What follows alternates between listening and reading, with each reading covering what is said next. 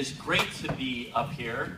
I see a number of old friends and some new ones. For those of you who are the new friends, I used to represent you on the City Council from 1995 to 2001, and then I represented you again in the state legislature from 2006 to 2012. So this is familiar territory to me. I've been here many times. We've had a lot of success together, and now I'm your city attorney, a role I've had for about 2 3/4 years now. So let me do just a little bit about what the city attorney does, and then we'll talk about some things that we're working on a citywide basis and some very specific things relating to your lives here up in Laurel Canyon. And then I need to leave. I have a family thing I need to do, and then we'll turn things over to other of our leaders in the city, including David Rue, with whom I work very closely on the City Council. So before I get started, I do want to introduce one member of my staff. A couple are here, but I want to refer to each of them. First, I have our neighborhood prosecutor is here, Jackie Lawson. Jackie, do you want to applaud? Give an applause. Jackie, as many of you know, is part of a team. When I was running to be your city attorney, I said that the city had this neighborhood prosecutor program that takes members of our office and embeds them in communities throughout the city. So they're not distant from you. They're listening to what your concerns are in the community, residential groups, homeowners, parents, educators, business organizations, and others. And we're here on the ground to address public safety and quality of life issues using the law. I said that that program was too small, and that I would at least double the program. And I tell you, since I've been in office, we have almost tripled the program.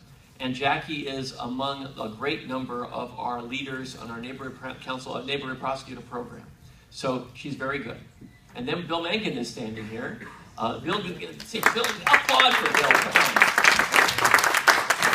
So Bill plays many roles in our office, including being involved in a program we're going to discuss later, which is our ACE program. It's a program that involves administrative citations, so we can actually try to have some consequence for actions when people have some violations that otherwise would wind their way very slowly through the justice system. We can get some immediate action. By the way, Rob Wilcox, the tallest person in any room he is in the back of the room. Rob is in charge of communications and outreach education for me. So, now, having said that, so, our office. So the city attorney has one of the most expansive and challenging jobs in public life. Having been a lawmaker, a city council member, this is such a wide-ranging job. First, our office, which has about 900 people in it in 10 offices, we write every law in the city. We advise the council, the mayor, and all the departments on any issue that has a legal dimension to it. Pretty much every issue in the city has such a dimension to it. So when I've done these town hall meetings, and I've done perhaps a meeting every 2.5 weeks for the last 2.5 years in communities throughout Los Angeles, pretty much every issue you can imagine comes up because it's in our office. Homelessness, gun violence, elder abuse, land use issues, water and power, the airport, police conduct, fire, it's all in our office. We defend the city when the city is sued. Sometimes our job is to fight those lawsuits because someone is trying to take money that they ought not get that otherwise would be devoted to police and fire services and fixing sidewalks and such. But sometimes the city has erred.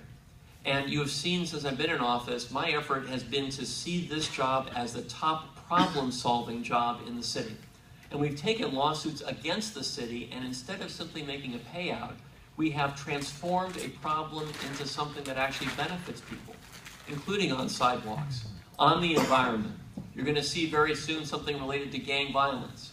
Very important issues where we're changing something destructive into something constructive. And we sue on behalf of the people of the state and on your behalf. And many of those lawsuits are well known. As you might remember, we sued the gas company in Porter Ranch. We sued Wells Fargo over issues of what we alleged to be a number of consumer violations. We sued Time Warner Cable. We sued an oil production facility over environmental issues in a neighborhood. Again and again, many other examples, we have stood up for people who need us because no one else is standing up for them. One of my jobs before I became an elected official was to be the director of a program called BETSETIC, that means House of Justice. For 8 years, I ran a program that provides free legal work for poor, mostly elderly and disabled people confronting their most difficult problem. They're losing their house or their health care. And because I have that role, the job of city attorney enables me to think of things in the same way, standing up for people. We also prosecute. And when I took the job, many people were saying to me, oh, that's kind of a lesser component of the job. And it's just the opposite. Our office reviews more than 115,000 cases a year for filing, and we file tens of thousands of cases. You saw this week, we filed a case and got a long sentence for someone involved in sexual abuse of a teen. We prosecute people for elder abuse, for domestic violence, for gun issues. I prosecute people when children bring an adult's gun that wasn't safely stored to school. We prosecute drunk driving and vandalism and theft, a whole array of issues. We'll talk about mail theft in a moment. We prosecute those cases as well. But I want to use the justice system in ways that have not historically been at the core of the city attorney's office. I don't think that merely prosecuting a case is enough in many cases, because often we prosecute a case, anyone in the justice system, and especially for the misdemeanors that our office prosecutes, however serious they are, in many cases someone is prosecuted, they serve a short time in jail, and they'll go back on the street doing the same thing again. So I created, in response to a non-solution, which is that mere prosecution, our community justice program. And I was just talking to Steve in the back of the room. He's a participant in one of them, one of your neighbors. We have a number of programs designed to actually solve the problems that are presented by crimes. I mean, really solve them. And some of them are very gritty things, like prostitution, for example. In our office, we prosecute prostitution. When I was younger, I used to think it's a victimless crime. Now we know better. Now we're talking about human trafficking. And most of adult prostitutes were involved in being trafficked as younger women, for example. Well, what do we do about that? Repeat offender prostitutes are thrown out and treated like trash in the justice system and going back on the street. We changed that. A program now where repeat offender prostitutes, the people who people think can never be redeemed, are instead offered the opportunity to avoid prosecution if they will complete an 18-session program with housing and job training and counseling, and 77% of these women who otherwise were back on the street have completed that program. So it's amazing. And we do the same thing that Steve's involved with neighborhood justice. Steve, just stand up so people know who you are. Your neighbor who's a volunteer in our office. So Steve, a little applause for Steve. So what does he do? So he is a volunteer. I recruit volunteers at churches in South Los Angeles, at mosques. I recruit volunteers in meetings like this. We have volunteers all over the place in the city. They get trained like Steve has been in principles of restorative justice. And then we say to an offender of a variety of crimes, like theft, for example, if you will take responsibility for what you did, then we'll allow you to go through our neighborhood justice program instead of being prosecuted. Steve, for example, is one of 3 volunteers who sits with one of those offenders and a facilitator. Let's say the offender, I'll tell you a real example from San Pedro, but these are typical. So a woman comes to this session, and I actually watch this session. She comes in, and she lives in her car, and she has kids, and she stole what you would consider necessities of life from the Kmart. She comes in. The panelists question her about her life, why she did what she did. One panelist says, you know, this is not a victimless crime because I pay more at that Kmart than I should, since they have to have a line in their budget for losses when people like you steal stuff. There are real consequences here. It's a very serious exchange. And then our panelists say, okay, when you stole from that store, you took away something from our neighborhood. This diminishes all of us. So here is the community service that you need to perform in order to help restore to us what was lost by your action. And then there's someone else in the room, a member of my staff, who has interviewed her before, and in this case, here's what really happened. Our staff person says, you need job training to get back on your feet. And as a result of her going through the neighborhood justice program, completing the community service, and getting that job training, she is now housed, she has a job, and her family's life has completely been transformed by people like Steve volunteering to address her issues. We could have just prosecuted her. It wouldn't have done any good. We changed her life instead and improved the neighborhood as well. So just a couple examples among a myriad where I can say we are now national leaders in my office. The Department of Justice in Washington has asked me to speak around the country about how we are helping transform the justice system and solve problems here. Now, just a few things. I want to talk about very specific local neighborhood things. Just a few highlights of things that are much broader in focus. Gun violence.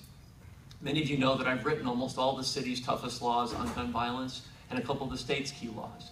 Now I enforce laws as the city attorney. We have an enormous continuing gun violence problem here. What are we doing in our office about it? Since I no longer write laws, that's my friend David's job. Now I enforce them or propose them. Here's the deal. There are neighborhoods throughout our city, fortunately not here, where there are locations, a house, an apartment building in a neighborhood that are the source of drugs and guns, often gang members, in a community. We come in and we extricate those people from the neighborhood and transform the neighborhood, because there are parts of Los Angeles that I hope you don't find yourself having to live this way in. But throughout our city, there are tens of thousands of kids who live in neighborhoods like this. I was walking down a street in Watts, having just gone with my staff to deal with one of these houses with a bunch of gang members in this location who've been terrorizing people on that street, with a police officer who's walking down with me. Fence, fence, fence, bullet hole in all the fences. Police officer says, you know that dad who lives here? He says to his kids, you cannot sleep in beds. Why? Because beds are above windowsill level, and stray bullets can come in there. In our city, not someplace else, here, that program we have is exceptionally important. We transform neighborhoods. I mentioned the fact that we prosecute when kids are bringing guns to school. We've done it again and again when parents don't store their weapons safely. And on an issue that might relate to some of you, I hope not, but I bet it does, domestic violence. You know, one of the most volatile situations is when the police arrive at a domestic violence scene and there's a gun involved. When I took office, there is a law in the state that says that DV perpetrators, domestic violence perpetrators, can't have weapons, but there was no system in place to assure that was true. We came into office and changed that, and now I can tell you that in domestic violence cases, perpetrators don't have weapons in the city of Los Angeles. So we took that show on the road. And then members of my staff have been asked to go around the country to train other jurisdictions how to do the same thing. We created a program with prosecutors throughout the United States. When the president announced in January his executive action on gun violence, we were there because he asked us to come. Because we have this national network of prosecutors targeting this issue now. So, big issue for me. But